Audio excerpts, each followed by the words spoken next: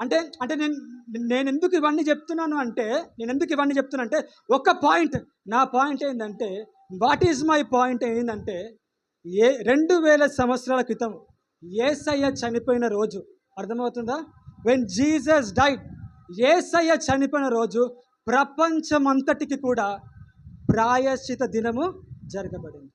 The day of atonement ప్రపంచమంతటికి జరిగింది ఆ రోజు. ఎలాగైతే ఇజ్రాయేల్ ప్రజలకి సంవత్సరానికి ఒక్కసారి అందరి పాపాలు కడగబడ్డాయో, యేసయ్య శిలువ మీద ఆ రోజు ప్రపంచమంతటికి కూడా ప్రాయశ్చిత దినము జరగబడింది. అంటే అంటే అంటే అసలు అంటే అంటే మామూలుగా యేసు ప్రభు గొప్పతనం ఏంటంటే, ఆయనే ప్రధాన యాజకుడు, ఆయనే బలి, అంతా ఆయనే.